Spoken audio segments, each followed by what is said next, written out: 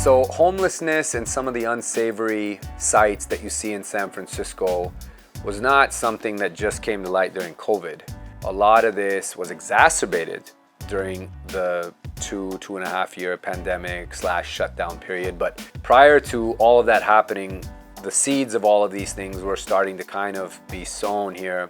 And nobody was really talking about whether or not this was going to have an impact on real estate or people's business decisions, the ability to even continue operating an existing business, or whether or not you would want to start a brand new one. COVID, of course, businesses shut down. There was a lot of homeless people kind of squatting in various neighborhoods and on sidewalks, which was also disruptive to the social fabric of these enclaves and neighborhoods themselves. It started impacting businesses, and you didn't really see much leadership from local politicians or anyone within the city for that matter. And I started scratching my head wondering, at some point, the chickens are going to come home to roost on this thing, which is, this is going to have an impact on real estate. If I'm someone who lives downtown, I don't know if I want to continue living downtown knowing that, laws aren't necessarily being enforced and homelessness is running rampant. There's drug usage going on right outside my building. I might even step over a dead person.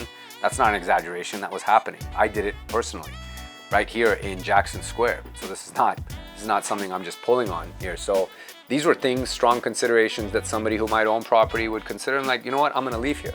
And it also is going to impact someone's decision on whether or not they buy in a certain neighborhood for the exact same reason. So started thinking about this more and more during the pandemic, and we went out and shot some footage and looked at some neighborhoods and asked people some tough questions and even talked to members of the real estate community to get their take. Some people didn't even want to touch the topic because they feel that it's very sensitive, and they also feel very conflicted, which is where I think a lot of people stand on this. On one hand, you want to show a lot of empathy, which is what the city did prior to COVID. A lot of empathy and compassion for a certain group of people, and try and find some way, whether or not it was, actually successful or not, can be debated, but try and find some ways to rehabilitate these people or help them in some way or put them on some type of pathway towards a sustainable life that's not in decline or deteriorating even further.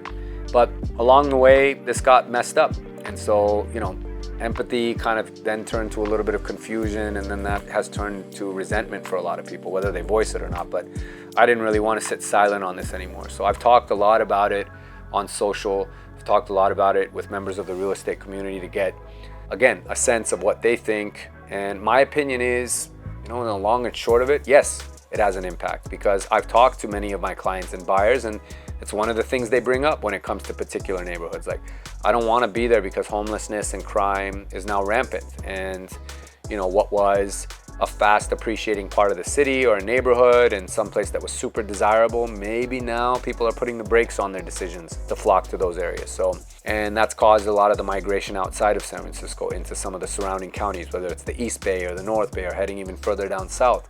So all of this has had an impact. I think it's still unfolding in terms of an overall story, because we've got some big elections coming up, some recall elections, for the DA. The school board in large part was already recalled for other issues and for other reasons. And then we'll see if, the current slate of supervisors and the mayor herself is, reelected and supported for another term.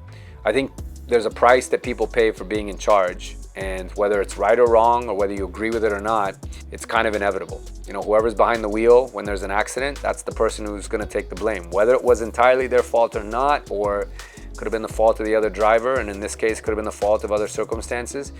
Leadership means standing up and actually guiding and supporting the small business community, and supporting the local citizens, and supporting the property owners, the private property owners, because they are the ones who ultimately fuel your tax base, and they're the ones who are fueling your city.